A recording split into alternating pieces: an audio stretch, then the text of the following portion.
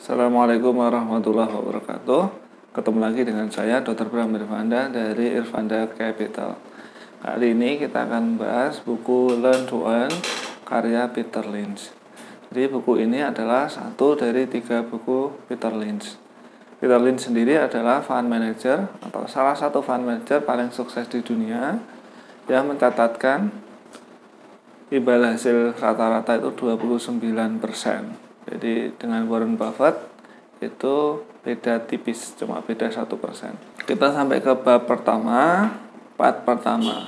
Jadi bab pertama ini berjudul A Short History of Capitalism. Nah, kita masuk ke subbab terbitnya kapitalisme. Jadi kapitalisme itu terbentuk bila ada modal. Ketika orang bisa memproduksi barang, terus bisa menjual, terus dapat uang, atau kalau dia tidak bisa memproduksi barang, dia bisa memberikan pelayanan, terus dapat uang, maka kapitalisme ada. Di zaman dulu sebelum ada uang, maka orang-orang itu tukar-menukar atau barter. Nah, ketika zaman itu tidak ada kapitalisme. Tapi kemudian ketika sudah ada uang, zaman dulu yang dijadikan mata uang di zaman Firaun dulu, Mesir kuno, Babilonia, Greek, Yunani dan lain-lain itu yang dipakai adalah uang emas dan perak. Dan itu lah yang menjadi bekal atau menjadi bahan atau sumber dari kapitalisme.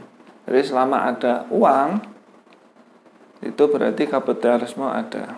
Terus bila ada orang yang mau berusaha untuk mendapat uang, berarti selalu akan ada kapitalisme.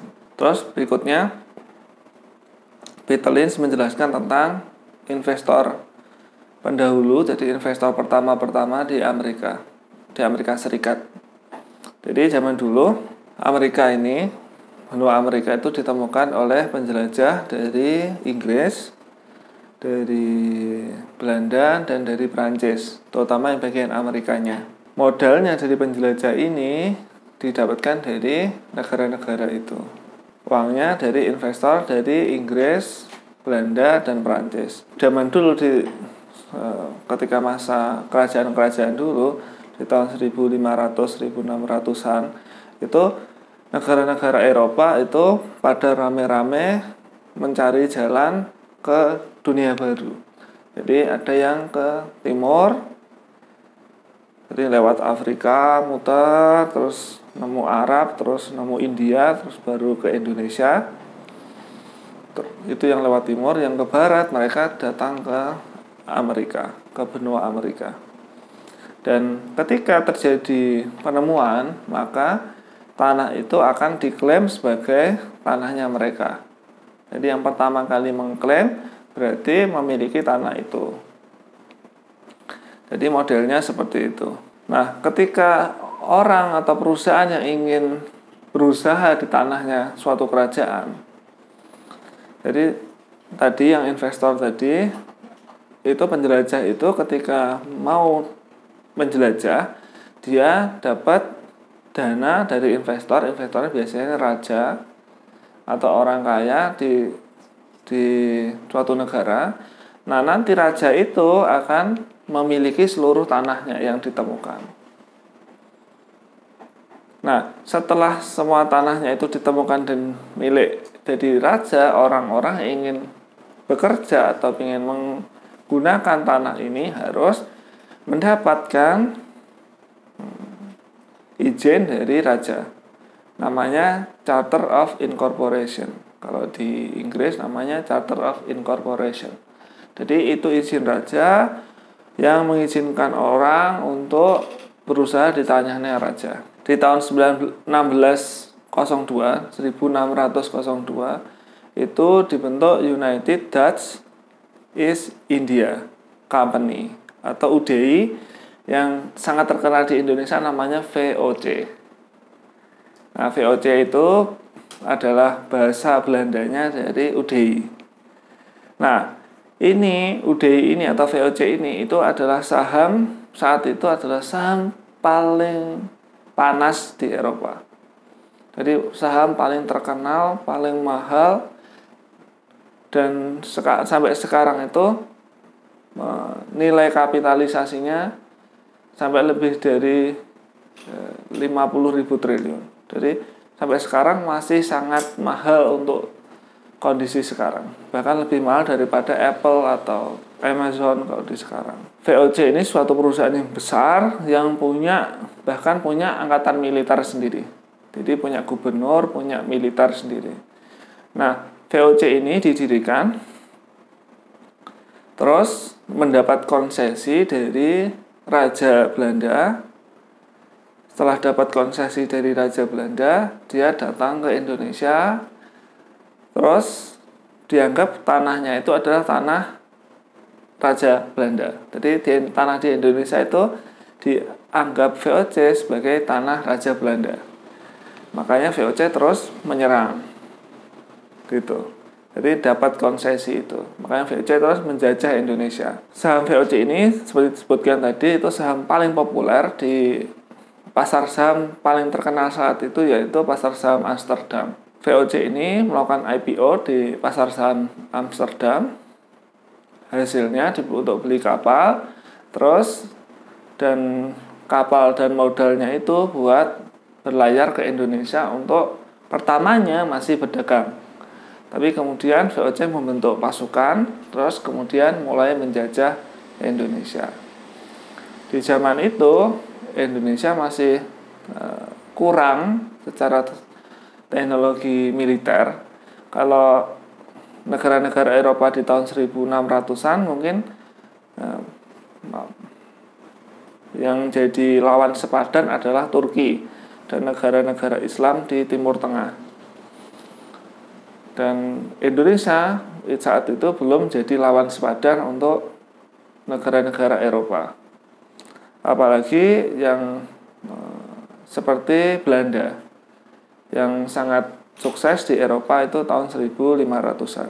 Orang-orang yang optimis dengan nasib VOC ini itu membeli sahamnya, dan orang-orang yang melihat VOC ini akan harganya terlalu mahal dan akan bangkrut, mereka melakukan short selling.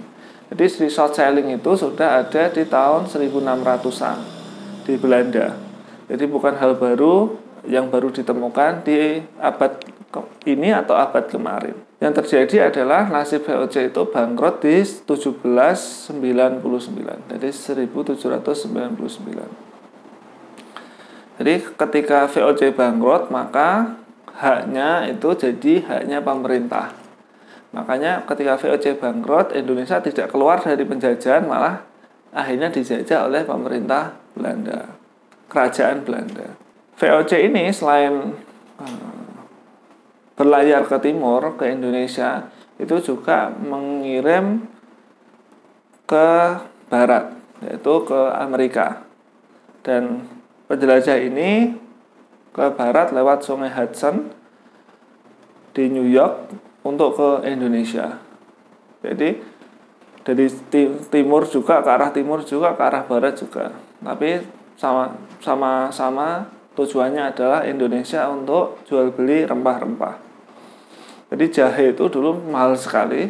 Per kilo itu di Eropa dijual sampai 8 juta.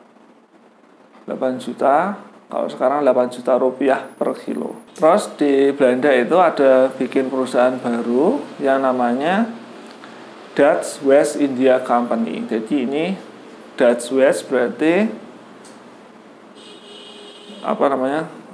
India yang barat. Jadi lihat dia lewat barat. Terus perusahaan ini itu menyasar Amerika yang sekarang jadi wilayahnya. Perusahaan ini membeli Manhattan yang sekarang New York itu, bagian dari New York itu sebesar 60 gulder atau 27 dolar. Kalau teman-teman sering baca buku ekonomi akan nemu kisah ini. Jadi banyak orang menertawakan orang-orang Indian karena menjual Manhattan yang sekaya ini cuma sebesar 27 dolar US dollar. Dan itu penghinaan buat orang India.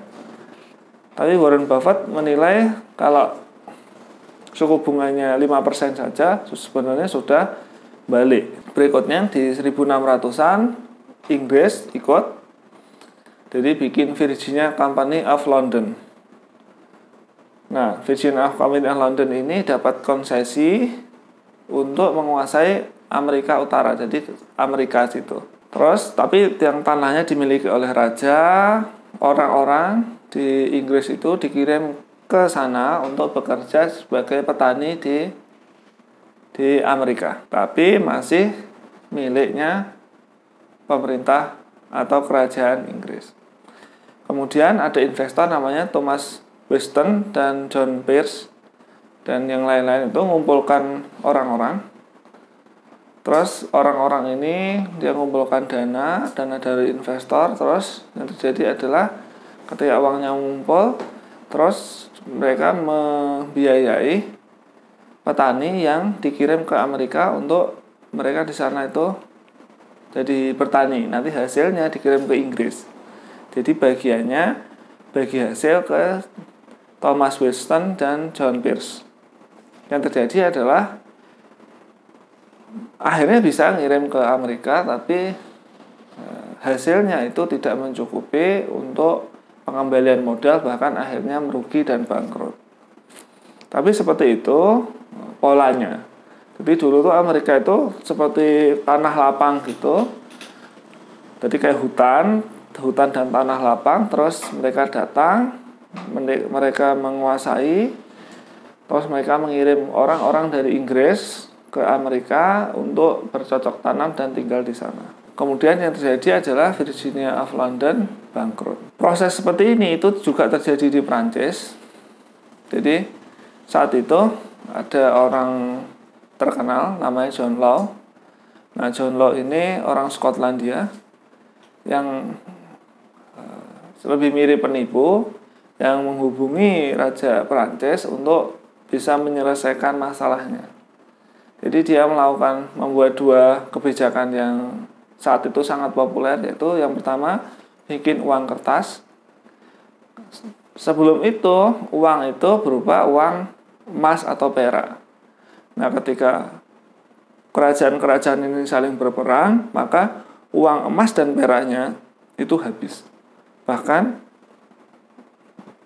kerajaan-kerajaan ini banyak punya utang karena perang-perang itu. Akibatnya kerajaannya kehabisan emas dan perak. Nah, John Law ini mengusulkan kalau gampang terbitkan saja uang kertas seperti uang kertas kita sekarang itu. Terus akhirnya beli mesin cetak, terus cetaklah uang kertas. Jadi di Perancis itu pertama kali diciptakan sistemnya adalah jadi John Law. Nah, uniknya John Law ini jadi kalau sekarang itu penguasa pabrik kertas itu, pabrik uang kertas itu. Jadi John Law-nya jadi orang paling kaya setelah raja. Nah, kemudian yang kedua dia bikin The Mississippi Company. The Mississippi Company ini yang akan jadi bubble besar, sangat besar di Prancis. The Mississippi Company ini menjanjikan kalau dia punya garapan punya lahan konsesi atau lahan yang bisa dimanfaatkan di daerah Sungai Mississippi, Amerika. Nah, mereka menjanjikan kalau daerah ini itu kaya akan emas, kaya akan perak dan lain-lain, kayak Meksiko. Padahal aslinya tidak ada. Tapi terus di IPO-kan, terus di right issue, akhirnya harganya naik sampai tidak masuk akal. Kemudian sampai puncak, ternyata itu tidak ada emas dan peraknya. Orang-orang tahu, akhirnya harga sahamnya hancur. Bubble-nya pecah, orang-orang pada miskin. John Law-nya langsung diusir. Jadi seperti itu. Nah, di Inggris sama juga. Di Inggris itu di 1711, di tahun 1711 itu berdiri namanya South Sea Company. Nah, South Sea Company ini minta konsesi ke perusahaan, ke kerajaan untuk menguasai daerah Meksiko dan bawahnya atau selatannya, yaitu Peru dan lain-lain. Terus kemudian yang terjadi adalah Sochi ini bilang ke pemerintah, bikin pengumuman kalau dari konsesi di Meksiko itu Sochi akan mengutangi pemerintah dengan bunga 5%. Keren kan? Jadi Sochi Company ini berani mengutangi pemerintah Inggris dengan bunga 5% dan berjanji hutang kerajaannya semua lunas. Nah, ketika orang-orang mendengar hal ini, orang-orang jadi tertarik punya saham Sochi Company. Yang terjadi adalah Sochi Company terus melakukan right issue dan penerbitan saham sehingga harganya naik terus. Terus harganya jadi bubble sangat besar. Terus akhirnya pecah. Bubble-nya pecah, harganya turun terus sampai habis, kemudian krisis. Nah, salah satu korban dari krisis Sochi Company ini, Sochi Bubble ini adalah Sir Isaac Newton. Jadi Isaac Newton ini penemu teori gravitasi, yang gravitasi ini Newton itu bilang saya bisa memprediksi, saya bisa mengukur gravitasi atau pergerakan benda-benda, tapi saya tidak bisa mengukur emosi manusia. Jadi karena Newton itu ikut dalam bubble ini dan rugi sangat besar. Nah, karena Sochi Company ini ternyata adalah penipuan, maka direktur-direkturnya akhirnya ditarik dan dihukum. Jadi seperti itu sejarah singkat dari kapitalisme. Ini part 1. Bila ada pertanyaan silakan tulis di kolom komentar di bawah. Terima kasih atas perhatiannya. Assalamualaikum warahmatullahi wabarakatuh.